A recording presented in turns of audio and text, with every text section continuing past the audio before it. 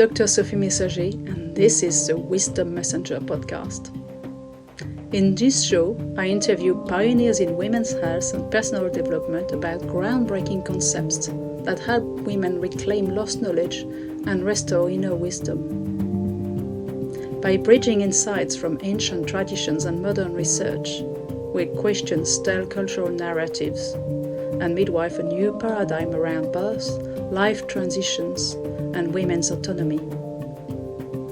Join me as we delve into stories and studies that empower women to reconnect with their inner voice and live their truth. Tune in as we rediscover what it means to fully trust ourselves and shape our collective future. In this episode, I interview Melonie Syrett. We explore the transformative power of drumming for empowerment and self-expression, particularly for women. Melonie shares an inspirational journey from teaching to professional drum making and facilitating. We delve into Melonie's perspective on drum circles as judgment-free spaces for presence, community, and personal growth. So welcome to this episode of the Wisdom Messenger podcast, and today I'm absolutely delighted to host Melonie Syrett, aka the Drum Woman. So Melonie is a drum healer, a drum maker, a drum workshop facilitator, a drum convention facilitator, and a generally beautiful, witchy drum women holding woman who also runs drum convention. And today we're going to be talking about how drumming helps women access their inner knowing and their wisdom, and how much of an empowering tool drumming is, especially for women in a world where the entire system is based upon the idea that knowledge lies outside of yourself in experts, and how basically drumming is a reclaiming tool. And I thought, what best way to get us started, Melonie, than you sharing with us your own journey of how you went from you were working as a teacher, and about sort of 13 years ago, 2012. So I came out of university and went straight to teaching, and left the teaching profession in 2017, and drumming came into my life in 2012. My journey is one of moving from that safety of being on a salary, being employed, having a really good pension. And by the time I left teaching, I was an assistant head. So my career prospects moved on year. And just dropping all of that, letting go of all of that to spend my life drumming. Did you want to know a little bit about how the drums came to me? Yes, I'd like to know the beginning of your story, and maybe some kind of potted history of major milestones across the journey. But tell me about your first experience. Tell us about your first experience of how you got to meet the drum. How I came to drumming, So the first thing I did was learn Reiki. That was the first step into any holistic work, any energy healing, anything of that kind. And that was because somebody had set up a well-being day at the school I was working in, and the woman was offering taster sessions. And one of the things she offered was Reiki, and I'd never had it before, so I thought I'd have a go. And it confused me. I couldn't get up off the couch. There was feelings that I'd never had before. I really felt stuck. And so I was having Reiki with her, and became interested in learning. And I moved into London and found my Reiki master. And that just blew apart everything that I thought was real at the time, normal at the time. I'd never had energy guides or that sense of real healing or anything like that. It was all very, very new to me. And I wanted to extend that. I was really interested in what next, what else could I learn if this is something I never knew about. And the next thing that came along was Reiki drumming. And so that was the course that I did in 2012 that brought the drums to me. And from that, I learned how to use the drum for healing, how to use it to lead drum journeys, how to drum in groups of people. And I absolutely loved it. And that started a slope of going to all the sound healing training that I could. I did gong training. I learned how to do sound baths. I did shamanic training and working with the drum for journeying, for healing. Sound became really, really important to me. And when I started doing sound baths, usually the gong is the big part of the sound bath. You'd work with the bowls and rattles and things like that, and the drums, and then work mainly with the gong. And it was the drum that was calling me in those to really spend time with it.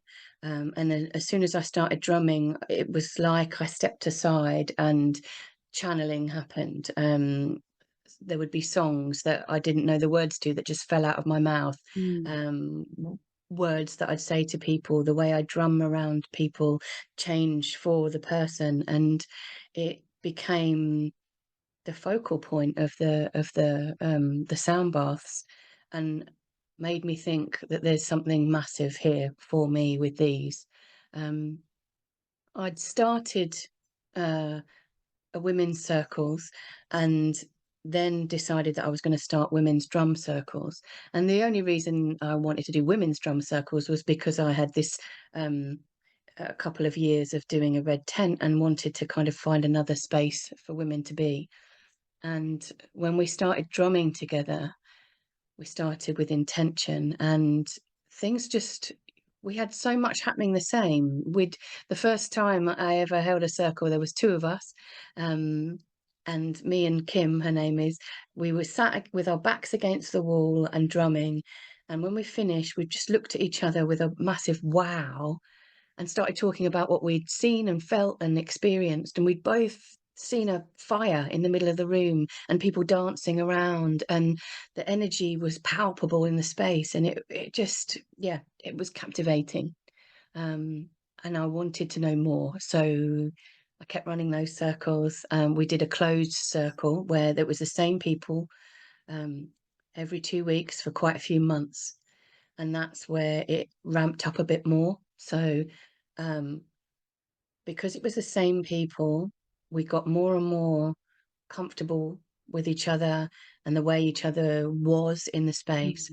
And we realized that when we came into the space, we wanted to ground and then talk about how we were doing. So we started a sharing circle, and that would bring up perhaps how we were feeling, um, what was going on for us. And you could weave little webs of similarities that we'd all come in with.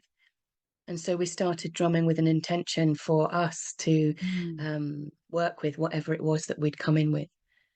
And you'd feel it. It'd go through your body. It would open up things. If it was releasing or healing, you'd notice it being pulled out of you, or yeah, a massive space being made.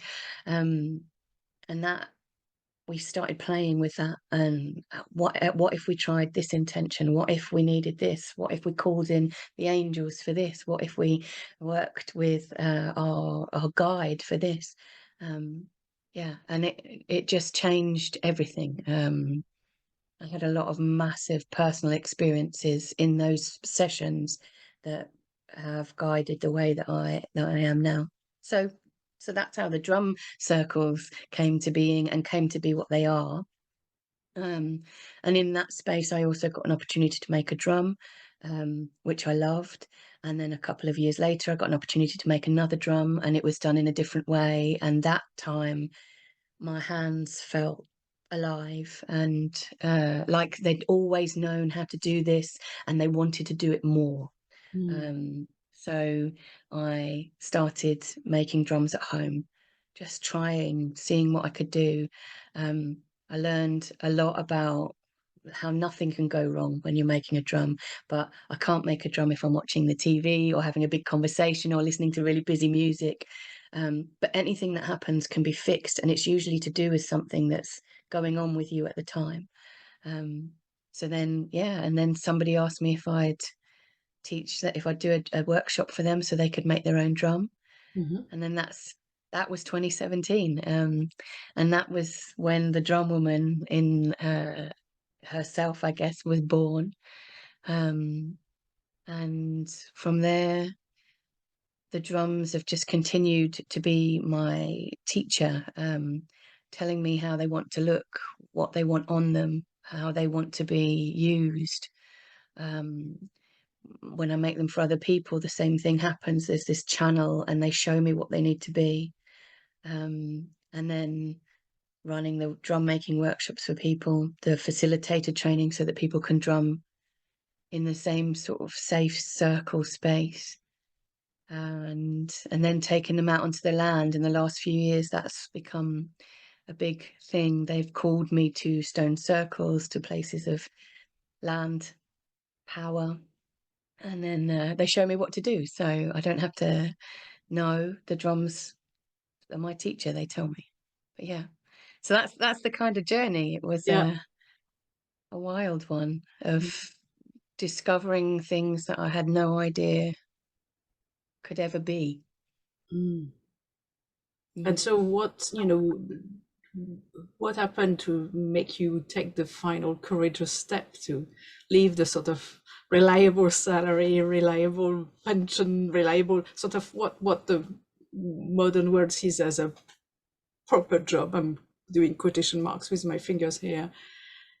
Because in our world, often people go, wow, why did you leave this safe, predictable, normal thing to do this Yeah. weird and wonderful? And that often creates a lot of judgment on people's part when you choose to make such a courageous step. Mm. So what happened that year? What made you think, okay, I've got to leave that behind and I need to go full whack the other side?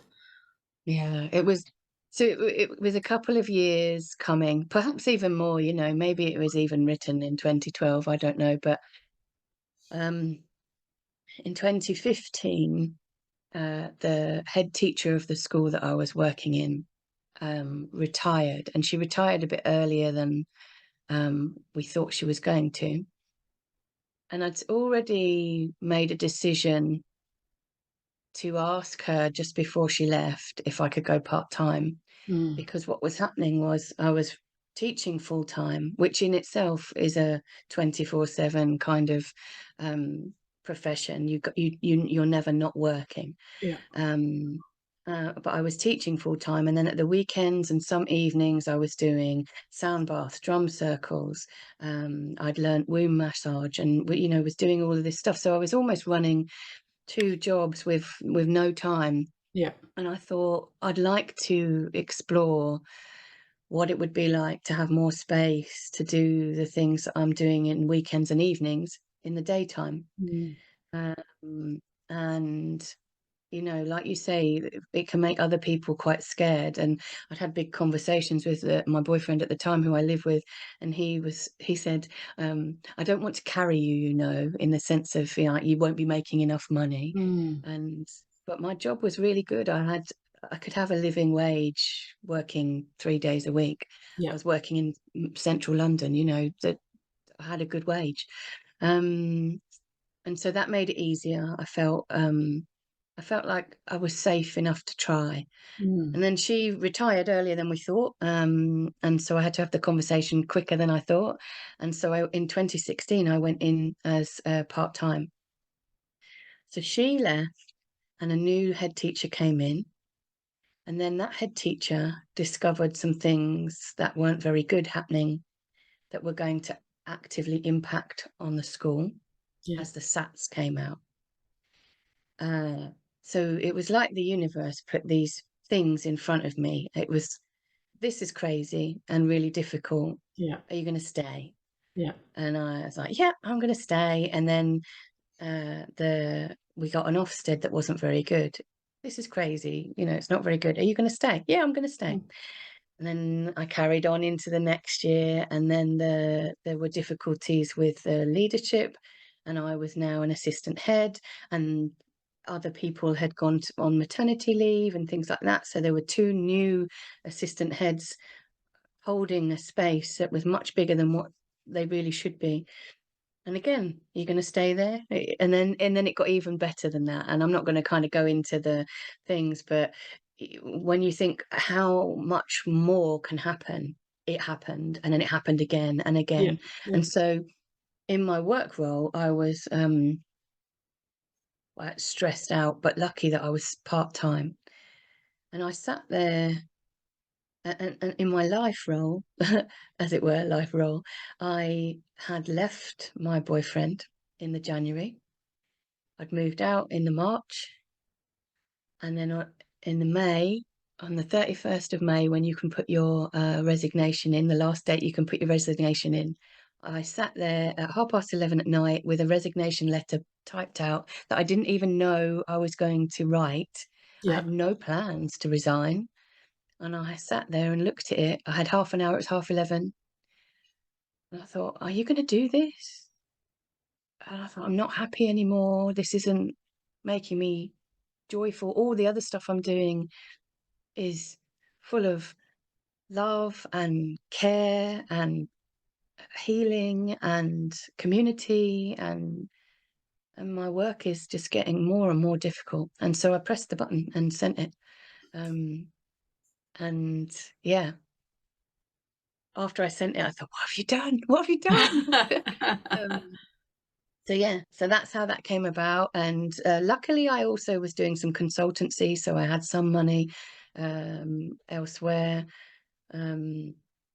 But I went straight from being entirely self-employed with a good salary and a pension and sick pay and everything into having to generate my own income. Yeah.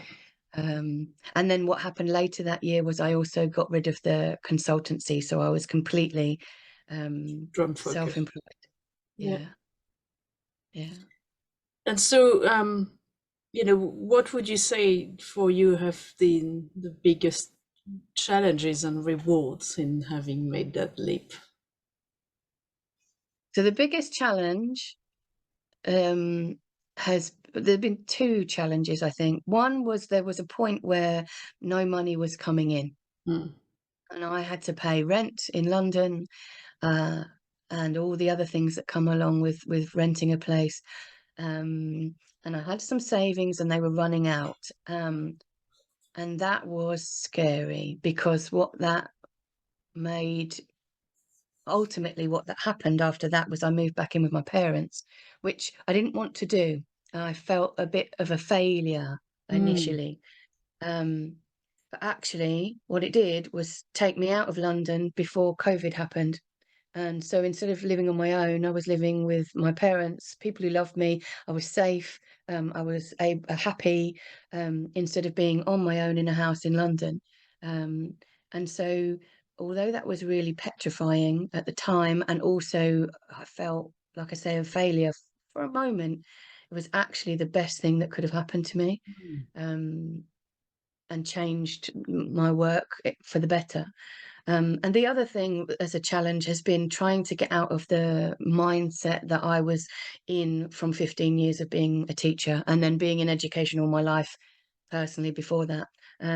I got big pieces of paper and wrote calendars up on the wall and was trying to fill every moment of every day, because I felt that Wow. that was what you had to do.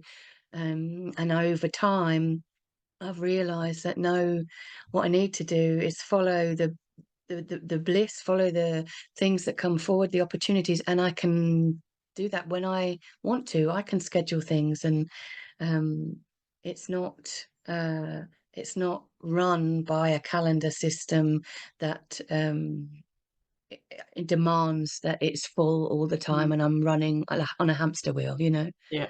Um, yeah, and that's been a personal journey of learning how to balance my work life. And I'm Yeah. still on that journey. Much better now, but I'm still on that journey. Yeah.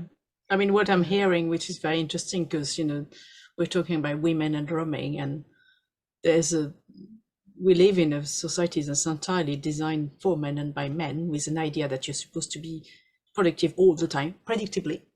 And Mm.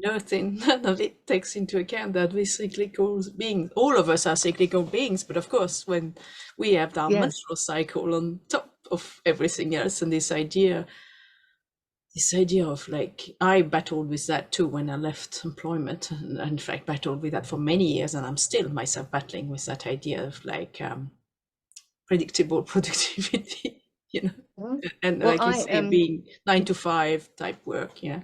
yeah, yeah. And I was even doing like 9 till midnight, just trying to have the work in and be productive. What I started to do, because when I was about 30, I really stepped into menstrual cycle awareness, Mm, trying to heal my own kind of endometriosis and womb-based things, and that brought my that sense of cyclical nature into my life. And what I realised with my big pieces of paper that were on the wall, um, I was not doing any of what I knew. And so yeah, after a while, I started putting in full moons and new moons. I put when my period was, I put when it was, I needed to block out a couple of days yeah, when I was bleeding. And then I tried to put more kind of intense things in my ovulatory times. And that actually made a huge difference. And absolutely, if people aren't doing it, I would recommend it, because I still do that now. I try and schedule out a day either side at the beginning of my mm, bleed, and hold that space for myself. And I try to be more productive and more outward, like right now, at that kind of midpoint of the cycle, yeah. yeah. But that wasn't what the workplace had given me. No, It definitely not. was It's be so, productive. you look back at not just the work life, but school is also already like the entire system is designed to push you into some kind of idea of what worth is. Yes. That is that your worth is based on you being outward all the time and Yeah. productive all the time. So I think you've kind of started touching on that, obviously, but tell us more about the rewards of that. What what Mm, the re- what did you get? What growth? What once you made that step? Obviously, you were on a journey many years before you actually backed up the day job. But what do you feel it's given you in terms of personal rewards, growth, and that kind of thing? Stepping up fully into this role as who you came to be. well, I think that's part of it. I've discovered this essence of me that I didn't know, um, and this passion and this bliss. My work is not like work. The only thing that I don't enjoy is admin, but Mm. the work, the making of drums, holding space for people to make drums, going out and working, drumming with people, taking people out onto the land, training with people, it's bliss. It's like play, Yeah. absolute play. um my heart is full most of the time with it, and I laugh more. I have space now more. Things like simple as Ofsted is never going to knock on my door. That pressure is removed. And the only pressure that there is pressure I put on myself. Yeah. Um, and that's another journey of, do I need to be under pressure? No, I can take a day off and sit on the sofa because I need to relax and Mm. regroup and have self-care time. I can work till midnight because I'm really, or 2 in the morning because I'm really in something, Mm. and I can do it and then take space the next day. There's the the benefits are beyond countable. Mm. I've made so many friends, um, so many strong relationships. The community around me is amazing. Um, there's just, yeah, you couldn't put being a teacher and being me now as drum woman next to each other and meet many parallels. That's Yeah. so wildly different. I'm so fulfilled. Um, Mm. and I don't feel that sense of somebody watching me all the time, and yeah, it's I make it what it is, and I can choose to do well or I can choose to do less. But ultimately, yeah, I make it what it is, Mm. and I love it. I love it every second of it, Yeah. apart from some of the admin.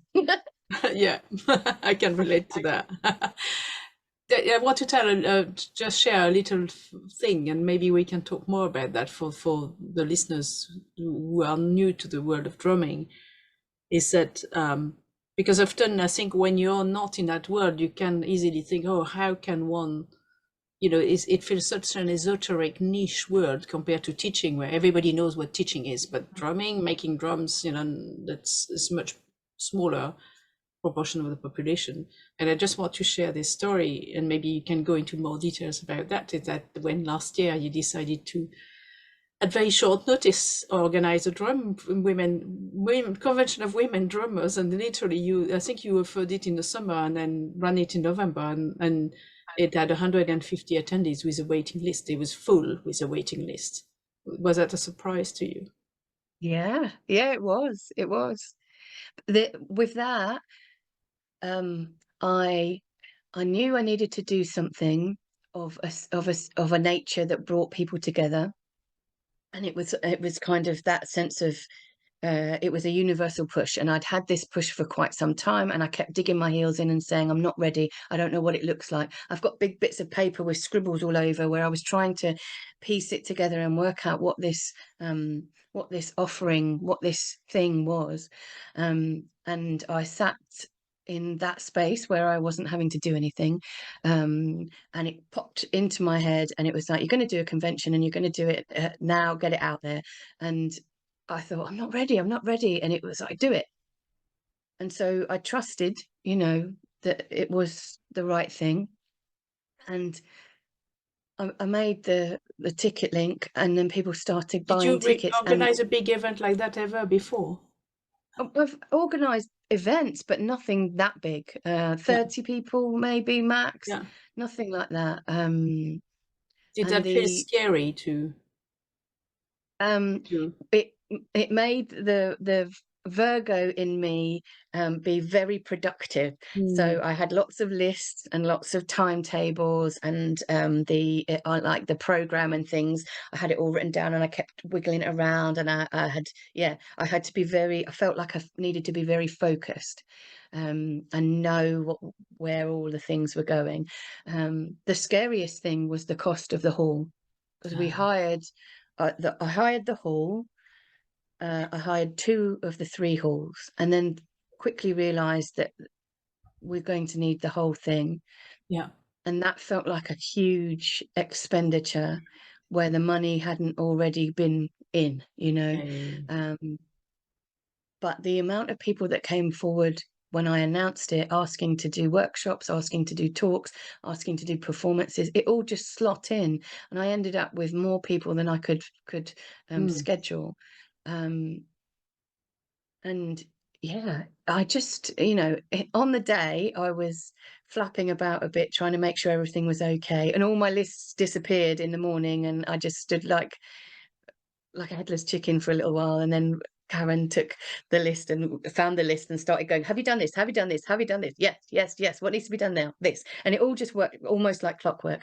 And at the end of the day, it was just, I was just watching everybody. All these people had come together because of drumming, because they wanted to be around drummers and drum and be around other women that drummed. It was just, yeah, there were quite a few times where I welled up, and yeah, I just so humbled by the whole thing, and in such joy of watching everybody. yeah. And I was there, and I know that there was that feeling almost as I stepped in early in the morning, where I was like, yo, yes, that feels really good. And then when it started, you started with singing and drumming with a group of women. And I was like, that's my kind of conference.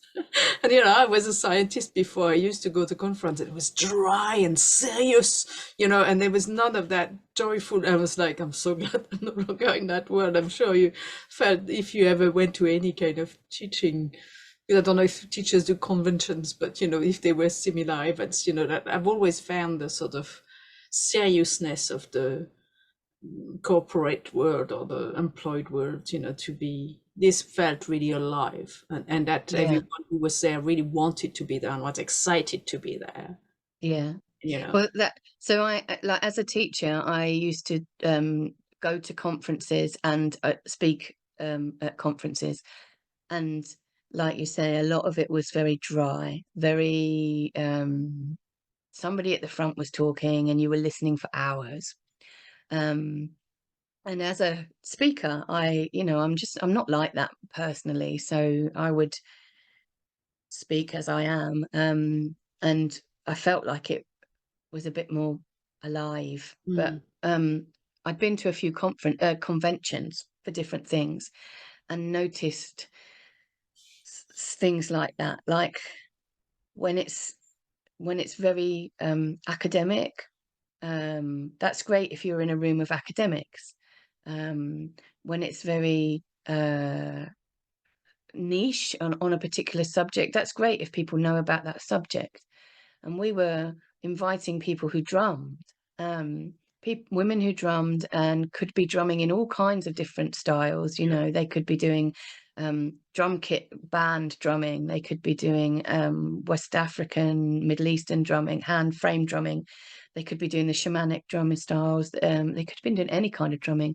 And so we didn't know who was coming through the door, and the aim was to get everybody together and drumming and happy. yeah, And maybe they'd learn something, and hopefully they'd come away making connections and having had a good time. yeah, Um, and I think that's what happened. yeah, Um, definitely. Yeah, mm, definitely. Again, one of the things I really appreciate about what you bring is it really feels community based. And what word am I looking for? It feels it's more about the people than you as the organizer. Do you see? I've been to events sometimes, so there's a real sense of the event is more about the person running the event than there's not a sense of equality. Do you see what I mean? Here, it yeah, really was a feeling of round table, yeah. women And that was what, together. Yeah, yeah, that was entirely what it was supposed to be, a community space, and have it built by different members of that community.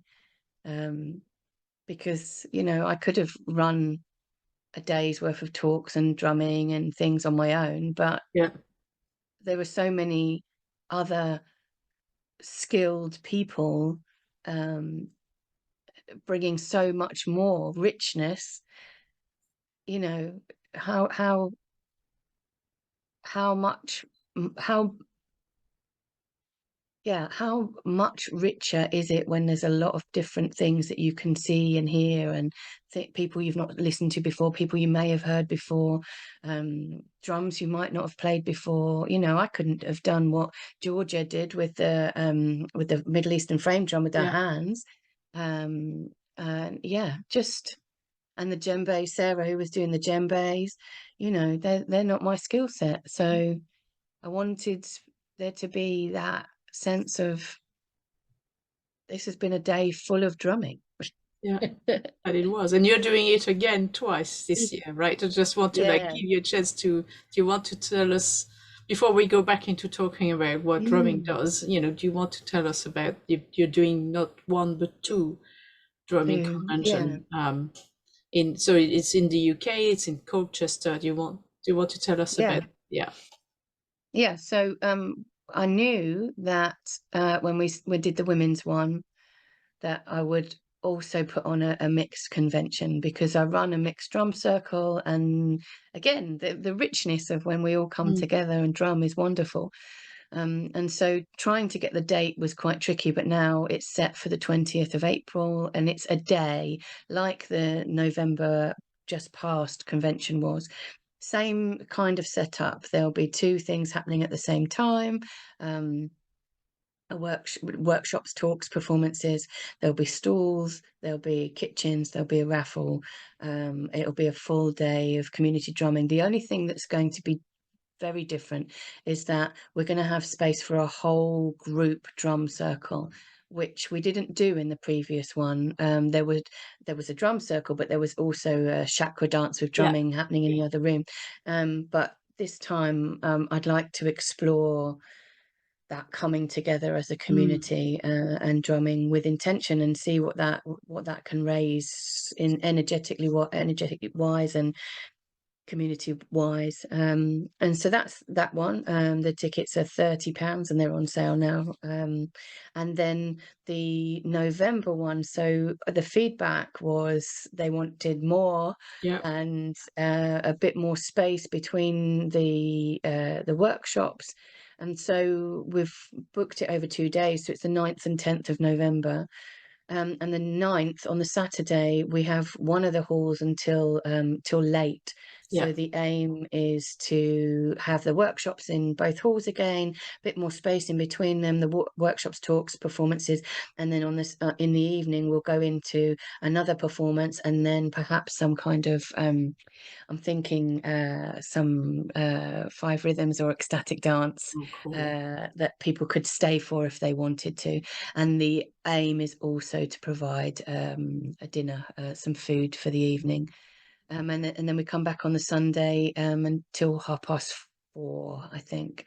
So yeah, it's more and with a bit more of an evening entertainment style.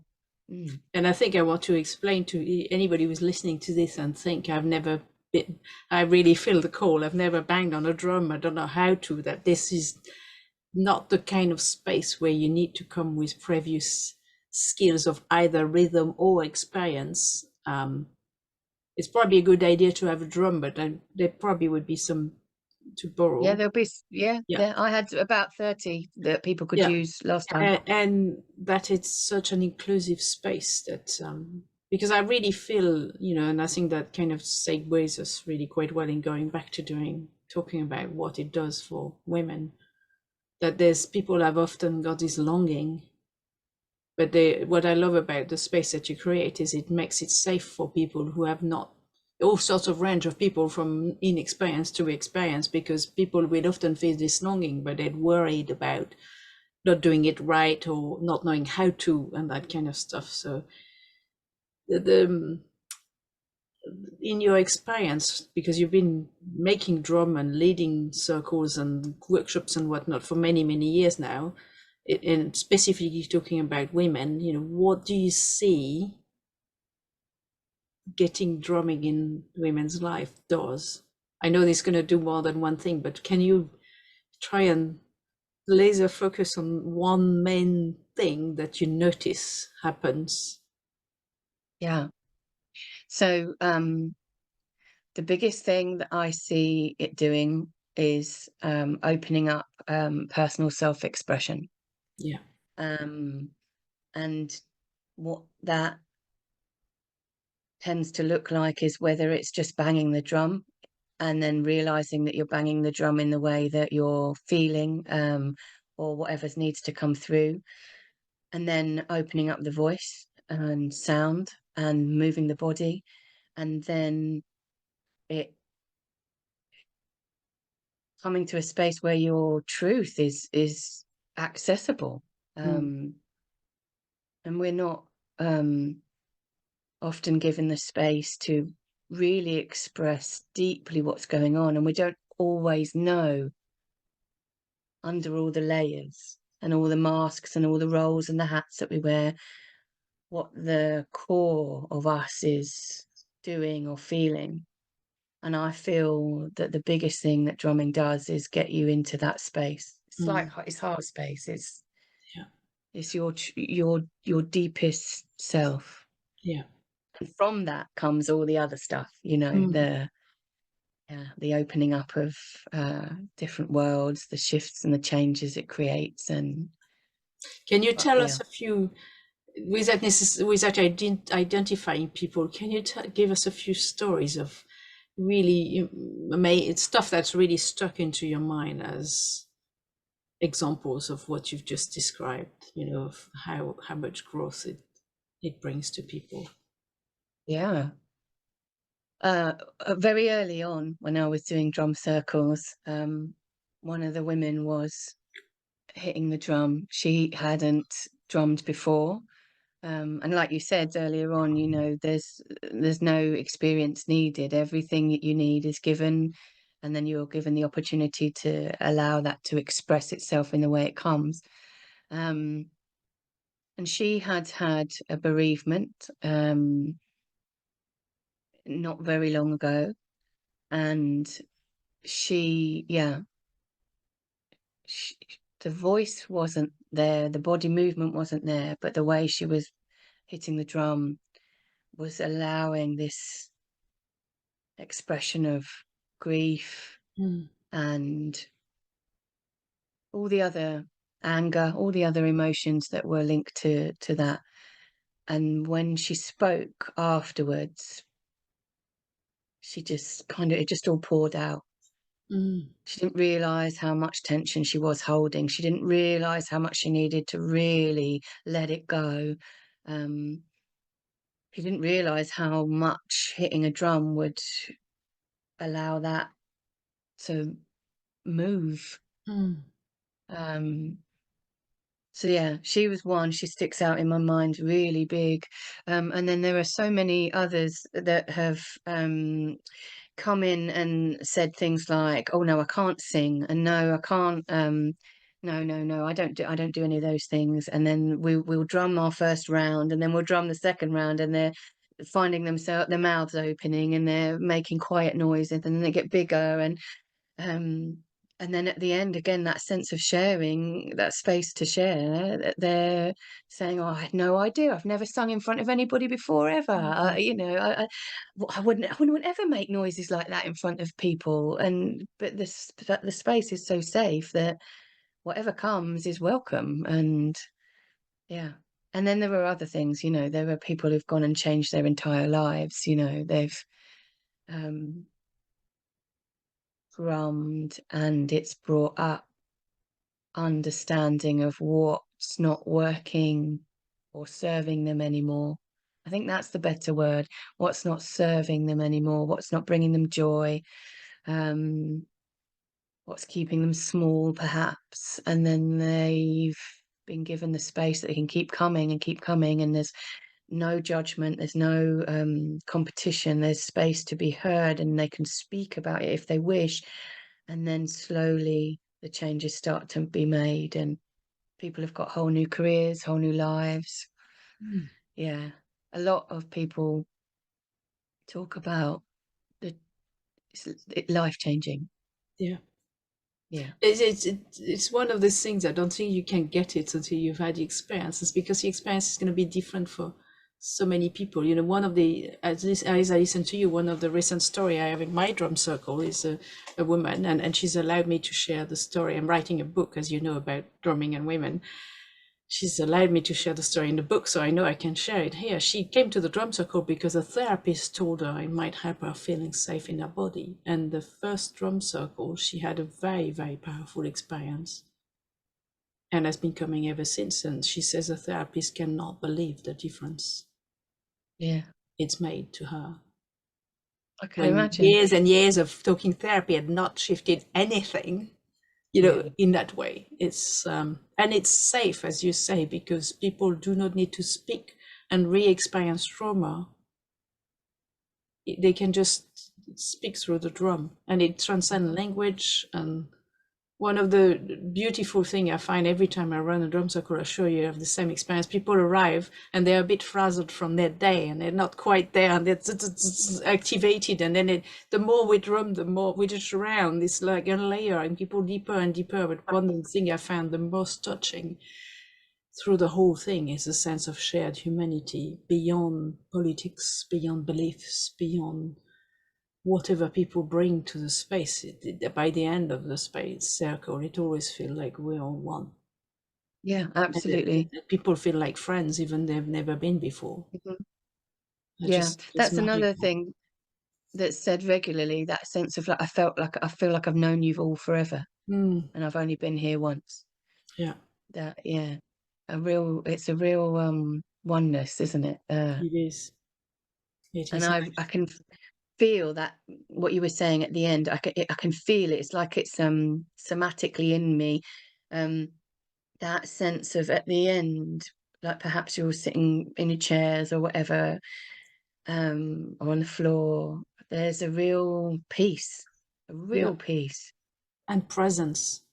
Mm, What I feel is that in a world where everything is so fast and busy, and it's hard to stay present amidst of it, the drum gives you a sort of window